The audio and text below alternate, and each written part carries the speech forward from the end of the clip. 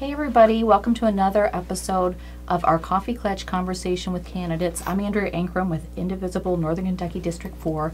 This is where we bring your candidates to you, and through a question and answer forum, you get to know your candidate and their stance on issues that affect everyday Kentuckians. So we have a list of questions that are made up already, but if you're watching this live on our Facebook page or our YouTube channel, please feel free, and we encourage this. Please send us questions for the candidate tonight, and we will get them to her. So our guest tonight is Maria Sorolis, House District 48. Welcome. Thank you. Why don't you tell our audience a little bit about yourself and why you're running for office? My name's Maria Sorolis. I'm running for office because, like many people this session, I spent a lot of time doing a second job, lobbying legislators to do jobs that they were elected to do anyway. And I got tired of that. Yeah. And we need to, I'm a lawyer by training. Okay. When someone comes to you with a legal problem, they want to turn it over to you and know you will handle it responsibly and report back to them regularly and seek input from you or other knowledgeable people when you need it. And I think we sort of expect the same thing of our legislators. Absolutely. But this session and last session, that's not what we got. Unless people were there every day, many of whom were already working a first job, so they had to take on a second job, and held their feet to the fire, we had no assurance that they were going to enact legislation that was going to benefit regular Kentuckians, not their cronies, not their donors, and not their personal business investments. And that needs to change. And that's why I'm running. Great. Okay. So the first topic that we're going to talk about is the one that was really got the most attention this last session, and that's the public employee pensions, right? And so there was Senate Bill 1, which caused a lot of outrage and uproar, which didn't get passed, but then at the last hour they tacked it on to the sewage bill. So what is your understanding of the public employees pension issue, including the current funding problems? Well, the funding problems were created by a lot of people. There was a time, not that very long ago, when the pensions were actually overfunded. Oh. And people borrowed against them, Right. much as they have in the federal system Yeah. against Social Security. And I'm sure there was always a great intent to pay them back, but it never happened. And so they have now gotten into a position of underfunding. The problem with a pension scheme is that it is essentially a Ponzi scheme. If we don't keep people coming in at the bottom, it all splinters apart at the top. What they did this session was take away the bottom without making provision for what's going to happen at the top. Right. If we're going to treat public sector employees like private sector employees and put them in a 401, in this case it would be a 401A, I think, instead of a K, then we need to raise their wages to private sector wages. Part of the bargain has always been public sector employees took a lower wage in exchange for the benefits that they received, one of which was their pensions. Right. Private sector employers pay their employees generally more than state employees, and the reason is because those people are expected to contribute pretty substantially to their own private savings account through a 401k, Right. which an employer may or may not match.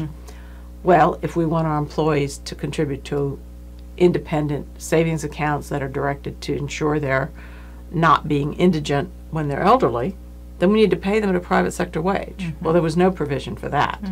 In addition, we need to make them eligible for Social Security, Right. so they have a cost of living adjustment, which the rest of us who are invested in 401ks and don't have the benefit of a pension have. None of that was addressed, which I guess is what happens when you sneak something through in 72 hours before the end of session. In terms of the actuarial analysis I've seen, the pension is a less expensive alternative, so I don't know why we would abandon that. Right. It seems from all the actual analysis we have seen, and I'm suspect because, of course, the governor's actuarial analysis, as far as I know, has never been released. Right. So what we've seen suggests that the pensions are the more economical alternative. I don't know why we wouldn't stick with something that was already getting us a better result if the employees who are in that system are happy with it, which they seem to be. Right, right. So how should they be funded? Because the governor keeps saying they're underfunded, we don't have money for it. How do we get that revenue? Well, that is a much bigger question than merely pensions themselves. We have many expenses that are outstripping our present revenue. And so we need to look at alternative sources of revenue. We need to look at tax breaks and loopholes in our tax code. We actually need to restructure our tax code completely, and not in the way they just did it this session. So that we sunset provisions that have given tax breaks, and so that our tax breaks which will force the legislature to look at a tax break to see is it achieving the end it was supposed to achieve. I don't have any problem giving tax breaks to corporations with the idea that they will create well-paying jobs, but I want evidence of that. I want a demonstration. I think the tax breaks should be tied to the number of well-paying jobs they create. We also need to look at things like gaming, legalized gaming. And I understand that some people have moral objections. The reality is it's across the river in both directions. You're not going to prevent people from pursuing that since it's available very nearby. We should be taking advantage of the tax revenue that creates. We also should be looking at alternatives like medical marijuana and taxing that. So there are a lot of things that we can explore to increase our revenue. Okay. So the General Assembly passed a $22 billion education budget, which rejected some of Governor Bevin's proposed cuts. However, there were many programs that were affected, such as funding for textbooks and money for professional development.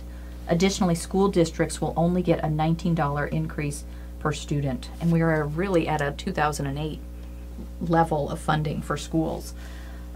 What are your ideas to support funding of our public education system? Or, we just talked about some of these, but how do you feel about funding of public education? Do you feel like these cuts are necessary, or do we need to fully fund these programs? I think our priorities are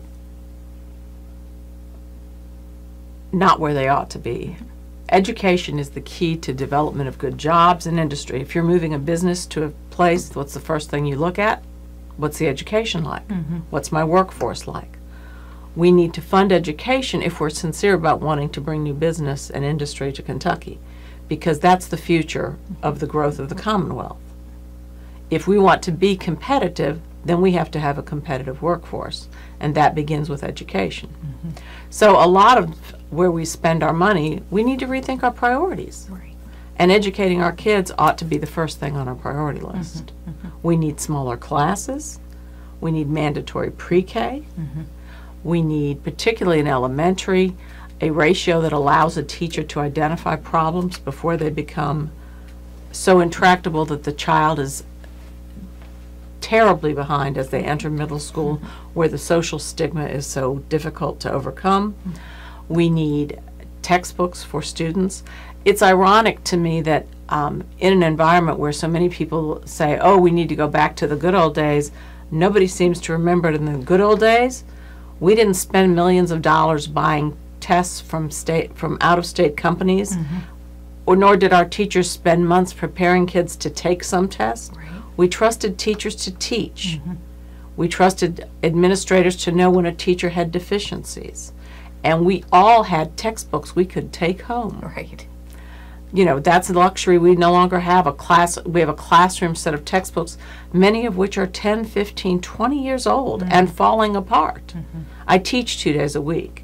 And so we're teaching from materials that are outdated. A lot of our teachers are making Xerox copies of, I'm probably not supposed to say that, are making copies, it's a brand name, of materials for the students because they don't have adequate textbooks. And if we are too rich of a country and, frankly, too wealthy of a state to not be able to provide a basic quality education for our students. I don't know if you want to get into charters at this point. That was my next question. Okay. So how do you feel about charter schools? Which leads us to the fact that here we have a system that they've already said is underfunded. So what do they want to do? They want to take away funding from that already underfunded system and create a second set of schools. I've said this a million times to other people, but if your house has a leak in the roof, you don't go buy a vacation house, you fix the roof. So let's fix the roof. Let's fix our schools. Let's put our attention there instead of creating a competitive system which the school districts are responsible for funding transportation to those schools. It is probably only a matter of time until somebody wants to create vouchers, which strips away additional funds. Right. So let's focus our attention on the system we already have and make it a quality system instead of creating one that strips away our already precious resources. Okay. And you touched a little bit on this, but what are your thoughts on legalizing medical marijuana and bringing businesses and jobs into the state? And then what about legal recreational marijuana? I think we would start looking at the medical marijuana first because of the opioid crisis. So many people seem to be, who suffer from chronic health conditions, seem to benefit from medical marijuana as opposed to opioids, which are so addictive. So I would certainly think we should explore that and have that as a priority for our system. I do think healthcare should be more holistic in its approach. I don't think there's a pill for everything, and I don't think people should necessarily take a pill for everything. But where you have chronic pain, PTSD, epilepsy is often very benefited by the use of medical marijuana, we ought to be exploring those alternatives. What about the legal recreational marijuana? Well, I think recreational marijuana carries with it the same issues that alcohol use does, and I think it ought to be evaluated the same way and treated the same way. You know, if we're going to go down that path, then there has to be regulation and penalties for inappropriate use or inappropriate activity after you've used it. Right, okay. So I think that's something we'll have to study. But maybe medical marijuana first and then see how that progresses. Okay. So you talked a little bit about the opioid crisis. There are multiple factors that have led to this issue, including big pharma, physicians overprescribing, and the need for alternative pain medications. What are your thoughts and ideas for combating this epidemic? I think that big pharma bears a great responsibility for overprescribing and being so quick to push medications, it appears from all I have seen, both in the news and on television, but pushing prescription medications instead of looking at alternatives like exercise and meditation and other things that can help instead of just prescribing more and more medications. That was the easy fix. That was, well, and I think that they also didn't properly warn patients about the risks. Or the physicians even. The physicians were told of the addictive properties. And so people took a level of medication and then suddenly that was not sufficient for pain relief and they became increasingly dependent to get the same amount of pain relief that they had initially. Right. So I do think I'm very supportive of Attorney General Beshear's lawsuit pursuing Big Pharma on that issue. But I think that we also have to be wise consumers and question people who tell us that something's okay. Right, okay. So higher education costs are skyrocketing. The average college student ends up tens of thousands of dollars in debt upon graduating from college. Do you have any solutions for this crisis? And how can the Kentucky government support our students in their pursuit of higher education? Well, the cuts that happened, that were exacted upon our K through 12 system were even worse in the college system. And so, again, if you're going to value education, if you truly value an educated workforce, that becomes your first priority. And finding a way to create loans or other assistance programs or work-study programs that help people offset that so they don't graduate hundreds of thousands of dollars in debt is a priority for a government that values an educated workforce and wants to attract quality business. Right. Okay. So Governor Bevin touts the decreasing unemployment rate as a success, but according to the Kentucky Center for Economic Policy, the majority of job growth in Kentucky is in low-wage jobs. 8 of the 10 most common occupations in our state, according to job projections through 2024, pay less than $15 an hour. In Kentucky, 76% of the jobs are in occupations that have median annual pay below 200% of the poverty level. Kentucky ranks 9th worst in the nation on that measure. How would you address the issue of working class people not getting ahead in this current environment of pro corporations? Well, it's interesting. People tout how well the economy's doing, but our personal economies aren't doing so well. Right. We need to increase the minimum wage. There is no question. Minimum wage, many people don't remember this, and I'm not quite this old, but I'm darn close. Minimum wage was originally supposed to support a non-working spouse and a child. Wow. Because in the 40s, when it was enacted, most women didn't work outside the home. Right. So now, a minimum wage job in no state in the country will support a single individual for the necessities of life. Right. And that shows you that we have allowed corporate profits to explode at the expense of the people who make those corporate profits possible. We need to increase our minimum wage gradually over time to a living wage that's livable, so that people, because there are, and people love to say, well, it's an entry-level wage or it's just students. There are people in this country who will work for the majority of their lives jobs that only pay minimum wage. Right. And we need to make a conscious decision whether we're going to allow a segment of our population either to live in poverty or we want to create their subsistence by providing them public assistance. Right. But I'd rather pay them a living wage rather than have to make up for what the corporation's not paying through public dollars, through welfare and other forms of public assistance. So would you be in favor of the idea that if you have a large company, say like Walmart, that a percentage of their employees are on public assistance, that they should be the ones, either through taxes or non-tax breaks, to pay that back to the government, because we're ending up supporting their employees because they're not making enough? Well, I think the place to begin, though, is by just simply raising the minimum wage, which would eliminate that option. Okay. What about, though, the idea of a cost of living raise? So we talk about how the rest of us, our wages are flat, and and there used to be something called the cost of living wage, and then you would get a merit increase too, if possible. We seem to have gotten away from that cost of living increase for the rest of us. How do we get that so our wages aren't stagnant? If you've been working somewhere for 10 years, you're not making that climb, because I think that's gone away, where it's just now merit raises and not that cost of living increase. Is there any way that we can? Well, some of that is really about the approach, because our cost of living actually has not increased so dramatically in the most recent past because our economy's not done so well until recently. Now as the economy's heating up, we'll see if that becomes an issue. There's no way, and I don't necessarily think government ought to mandate that of employers, but I think that certainly a competitive employer wants to make sure they pay quality people a wage that rewards them for their contributions. Hopefully that happens. Hopefully that gets us a little bit ahead again. So we talked about the minimum wage and increasing it. Is it $10, $15? Some people have gone up to $15. And how do you think that would affect small businesses? Well, I think the wage increases should be incremental, so that it's not a shock to a business. Right.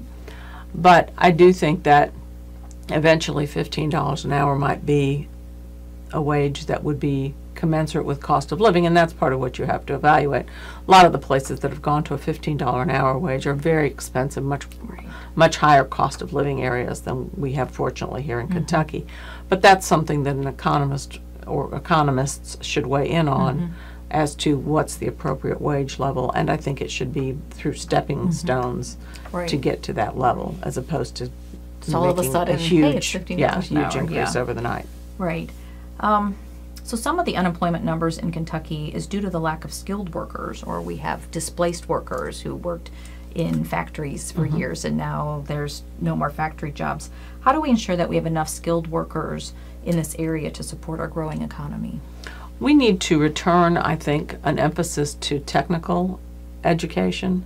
There's been a big push to do, to funnel people to college, and college is great, but we have a dearth of people who have technical skills, trade skills, Some of our unions have stepped in to try to fill the gap, but we need to have comprehensive career and technical education. And frankly, it ought to be included not just in high schools, but also in community colleges, so that a lot of our folks who may be older and have skills that have become outdated can go back at low cost and learn new skills and new trades, or polish up the skills and trades they have so that they can be more competitive in the marketplace. Do you think that corporations or companies should participate, that they should be an active participant in this? That these are the places that they want these skilled workers? Well, actually, a lot of companies do. I'm familiar with many corporations in the Louisville area where I live that do partner with the schools to educate educators about the skills that they need and the talents that they need these students to be taught, so that they are able to enter the workforce and immediately go to work. But now those are high school students. Those are high school students. What about the displaced workers that could, I think, because they can't go back to high school to learn the... Well, and I think if you had it in a community college setting and the community college reached out, that the businesses would be happy to step up. Okay. That'd be good. So do you think that there should at least be a vocational school in every county, every so many high schools? I think it's probably best to do it by high school population. Okay, all right. But it ought to be, we've gone to a system where we have, for example, welding at this school and carpentry at this school and airplane mechanics at this school. But if you're a typical 14-year-old, you don't know what you want to, which of those things you might want to do. And so to have a comprehensive program in the single location where a student could try this trade, and figure out where his skills are best suited, would give a child an opportunity to explore and find out where his best fit was, her best fit were. And therefore, it would eliminate the problem that you often have where a student has entered a program and what they offer at this school is welding, and that's great, except he decides he doesn't want to be a welder. Right. But now all his friends are there, and he doesn't want to leave all his friends. So he's not going to transfer to a program that might be better suited to his talents and his interests. Right. And so if we had it in a comprehensive single location, it would perhaps eliminate some of that problem where a student's stuck pursuing a path that's really not suited for him or her. Okay. Okay, so right to work is anti-union. What are your thoughts on Kentucky adopting a right to work environment? And if you were elected, what would you do about this issue? We need to, I was going to say something, but we need to get rid of right to work. Right to work is nothing but right to work for less. We need to encourage, historically, there was a time when unions and management had pretty much equal bargaining power and equal leverage. And that era, after decades of attacks on unions, has ended. And now unions are diminished in terms of their bargaining power. And we need to encourage that because unions are the backbone of our middle class. And our middle class is what keeps this country going. So we need to get rid of the right to work law because all it does is create more of these jobs that don't pay a living wage. So we have a workforce that's working 2 jobs to make enough money to support themselves and their family. And that doesn't benefit us. Government's supposed to work for people. Right. So if you were elected, that would be one thing that you would be supportive one of? thing I would support. Once the session started, okay. So there was a new tax program that was put into place this last session, and it's basically a huge tax cut for the wealthiest Kentuckians and a shift in reliance onto everyone else. There was a flat tax, which lowered taxes for the wealthy and raised taxes on the poor, and then there was a service-based tax that was introduced and a charity tax as well. So what are your thoughts on this, these new taxes, and what do you think, or how do you think we should, what is the tax structure that you think we should have? My opponent was the primary spokesperson for the tax bill. We need to go to a system of taxation that is fair, and clearly to raise taxes on the least able to pay and lower taxes on the most able to pay is a regressive tax system. We need to be shouldering our burdens in accordance with our abilities. The service tax, I grew up in Florida, and decades ago Florida passed a service tax, and it was such a debacle that they repealed it the next session. Really? Yeah, it was a disaster. At least they learn from their mistakes, right? So, consequently, I think that this is what happens when you do things in the dark, with lack of transparency, without input from stakeholders, without a full, honest exploration of what the impact will be, and you shove legislation through in the last 48 hours. Right. And so we have a not well thought out, and in fact, some of the Republicans who voted for this legislation and passed it said, we didn't realize it would tax nonprofits. Well, we should be reading legislation that we passed. That's why they pay you a salary. Right. That's your job. You shouldn't be passing stuff that you don't understand the implications of the bill you're passing. Right. Right. So I think we will need to, hopefully, with a Democratic majority, go back and create a tax bill that is beneficial for Kentucky and, more importantly, for Kentuckians. Okay. So there was a House bill that was introduced, 372, and it was basically an anti-marriage equality bill, and it would have allowed social service and housing discrimination against same-sex married couples. If you are elected, what would you do to ensure that Kentucky does not discriminate against anyone, regardless of race, religion, or sexual orientation? We have too many real problems in this state to be worried about what people do in the privacy of their own home. We need to be focused on creating an economy that works for everybody, and we need the participation and help of everybody who wants to move this state forward. We do not need to be engaging in petty discrimination based on personal choices. It seemed like there were quite a few of these that get introduced. They don't always pass, but it's a shame that these are even brought up in the legislature has to spend time on debating them. So, okay.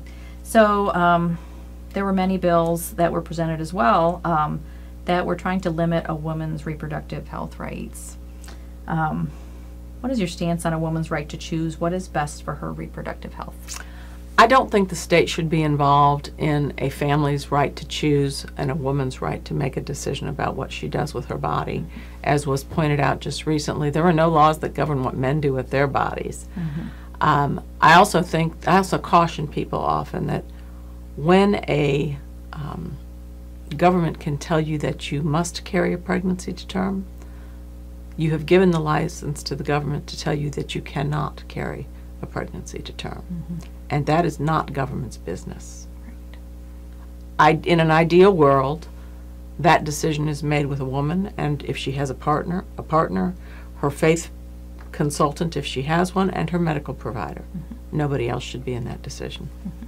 Do you think that we should, that the Kentucky government should provide money to Planned Parenthood or other services that support women's reproductive health issues, such as for birth control and doctor's visits and things like that? And there's some people out there that say we should not be providing any tax money for those services. Planned Parenthood is the first line of preventative medical care for many women. It's been long established that Planned Parenthood doesn't get money to cover pregnancy termination. But they do provide health care, and preventative health care is the most cost-effective thing we can do. In addition, if you are indeed opposed to abortion, then you ought to be in favor of birth control, freely and readily available, because that is the first line of prevention. Right.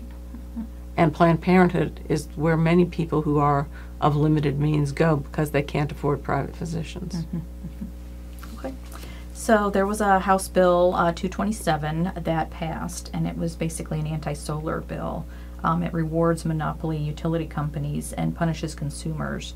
And it basically is the idea, if you have rooftop solar you produce more energy than you need, you could sell it back to the utility company and they would have to pay you the market value.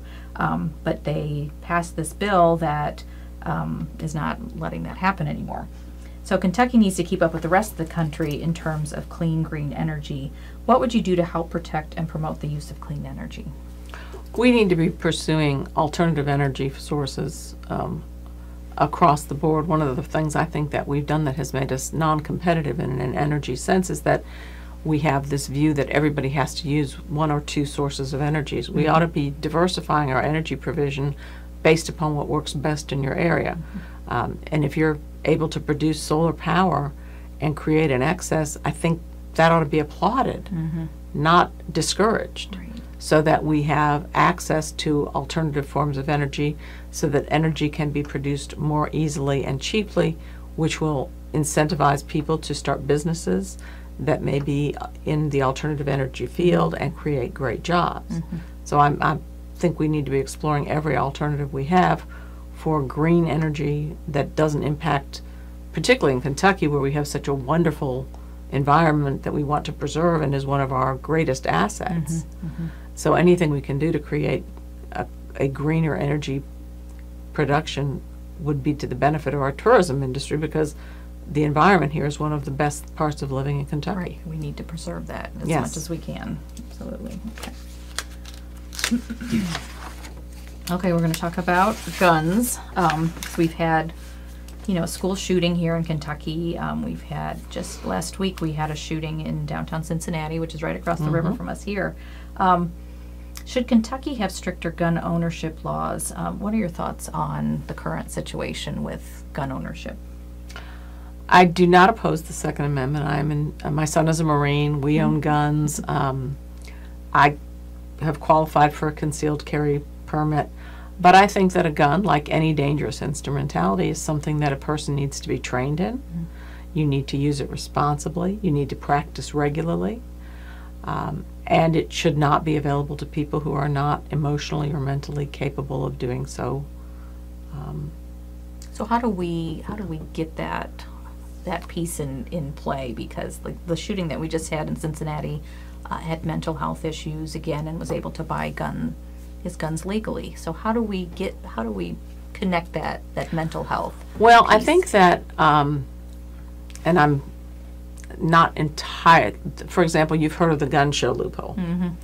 Well, there's a federal firearms registry, and if you're a dealer, you have access to that.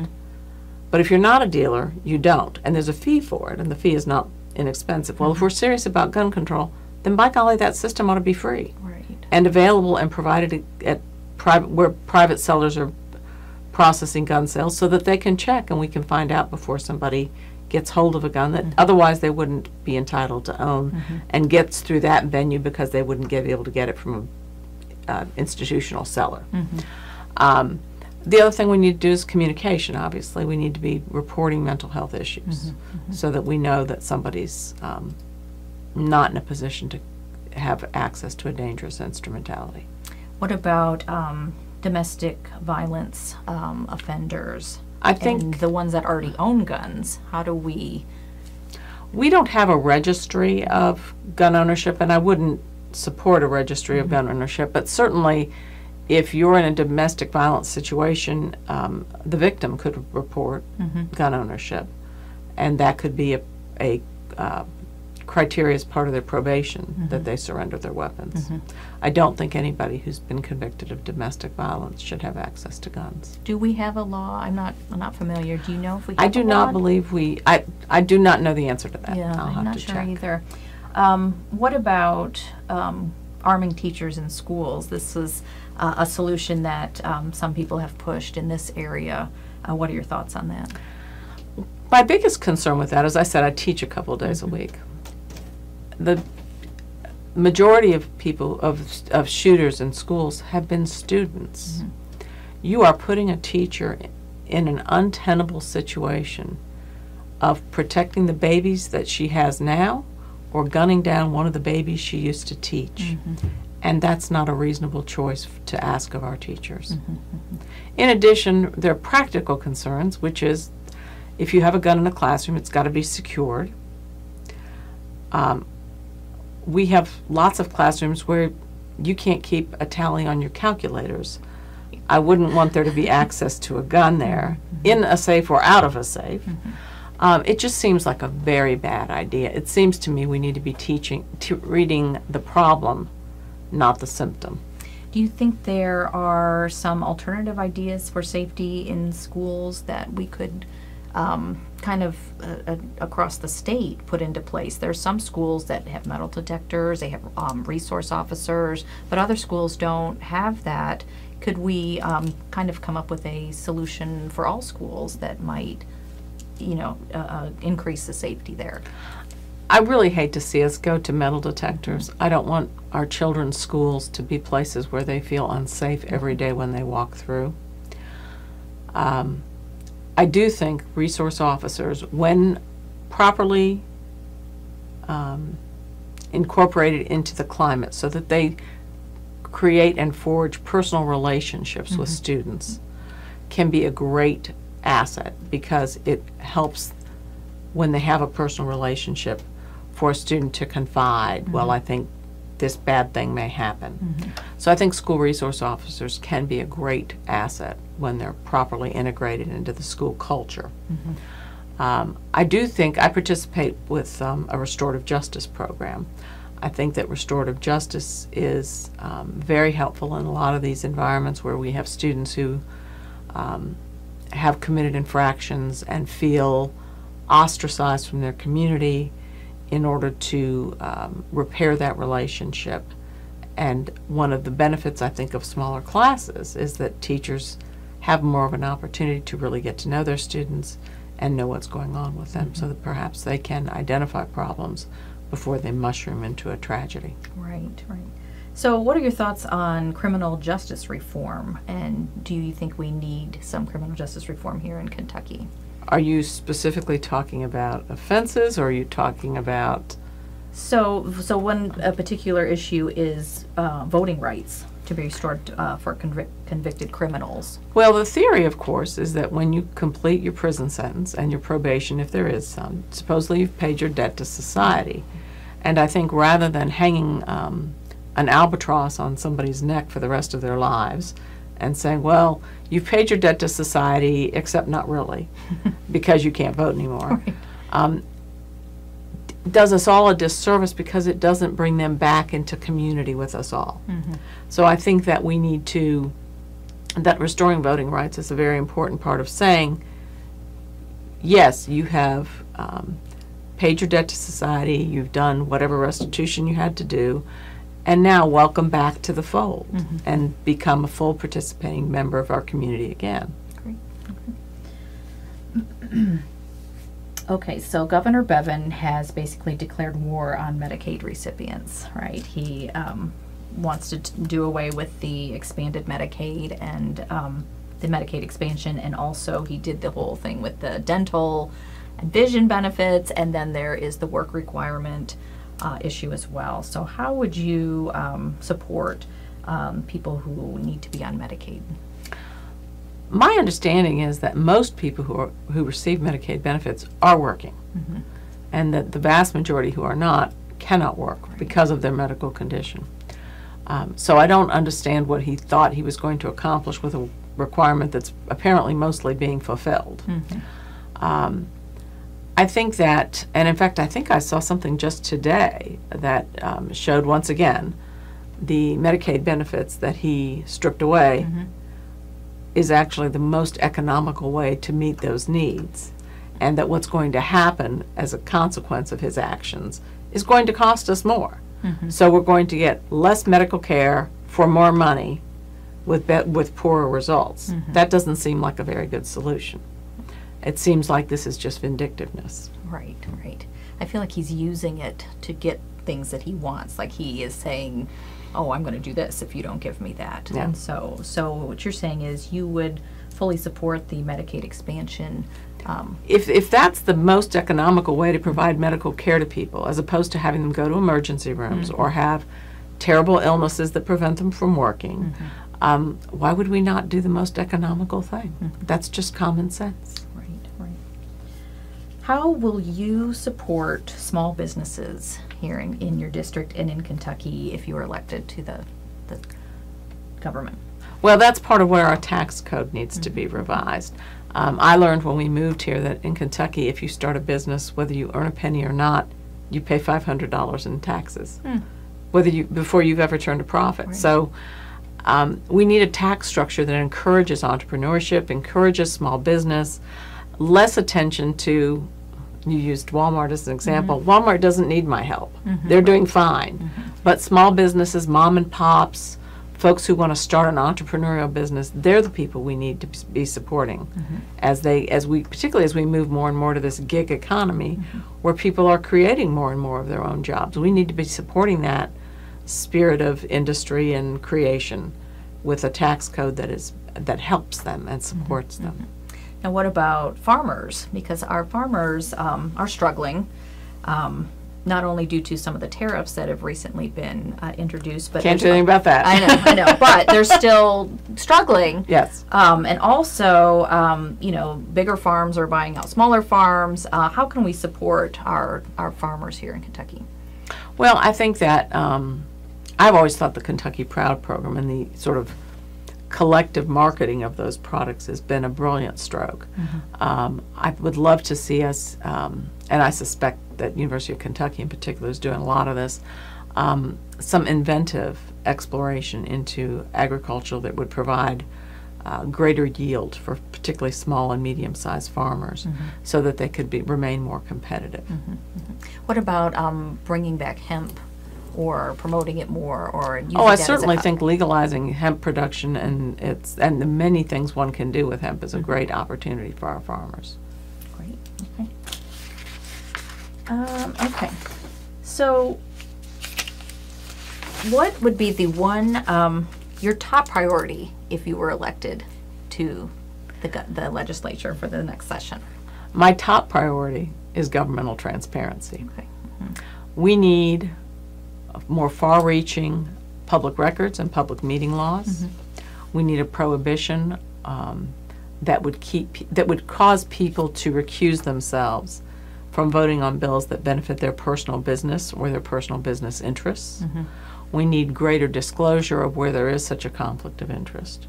The government is paid for by regular Kentuckians. We pay those salaries.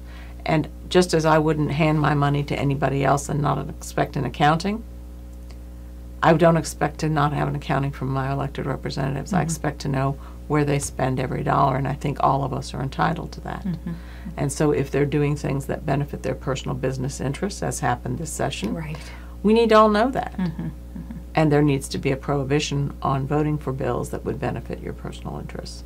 We need to have greater, stronger laws regarding public meetings and public records and record keeping in private meetings. There should never be a bill that is created in a closed session with no participation. That's our government. I don't know where they get off thinking that that's an acceptable use of their elected powers. And so you would try to put in place some rules, I guess, that have to be followed. It seems like there should be these rules already, but we have a skeletal public records law. I came from an environment where we had what was called a sunshine law. Sunshine kills a lot of germs. I know. And we need to have a law that has teeth in it so that people can enforce those laws and so that those who violate the laws know there will be penalties, strict and severe penalties for violating those laws. And you won't be able to have, as often happens when somebody makes a public records request, oh, I'm sorry, there weren't any minutes kept.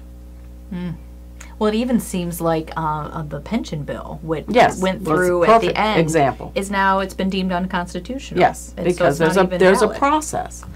And when you're doing something as difficult, for example, as the pension bill, where there are so many moving parts and so many affected players and so many stakeholders, all of those people should be at the table. And that is a process that is going to take a long time. I understand that. And it's complicated. But that's how good legislation gets written. So do you think that the legislative session should be longer? Because it seems like a lot was crammed into those couple months and they couldn't, and maybe this is one of the reasons they felt like it had to be passed in the, because they were running out of time. I am told that basically nothing happens in Frankfurt until the first 30 days of session has ended and filing deadlines has passed. And if that's the case, then they need to postpone meeting until they're ready to get to work. Where we have an abbreviated session and we are paying their salaries. Every day of session needs to be productive. Right. We do not need to pay them for 30 days of doing nothing because they're afraid of what the consequences will be for action. And that goes to either party. Right. I mean, this is both. Yes, absolutely both parties. But when you only have a 90-day session, every day of that session needs to be used to work. Yep. Okay. That's great. Okay, that's all of our questions. We got through all of our questions. It's great. So if you want to take a couple minutes now and talk to our audience and tell them why they should vote for you. Okay. I am interested in having fewer politicians and more public servants. Government is supposed to make your life easier, simpler, and less complicated, and it doesn't seem to be doing that much these days. I want greater transparency so we know what's happening in Frankfurt with the money that we spend to run our state and to pay our elected officials. And I will work toward that end every day. I want to use government money to do the things that benefit most Kentuckians, not big business, not big donors, but the average Kentuckian who is working every day to make this a better place. And I hope I have your support on November 6th. Thank you. Thank you so much, Maria, for being here tonight. And thank you to everybody for watching this episode. Don't forget to tune in every Sunday night at 5 and 7 on our Facebook channel and our YouTube channel. And if you have questions, if you're watching this later, please feel free to type them in there. We'll try to get them to Maria and she can answer them for you. Thanks, everybody, and have a great night.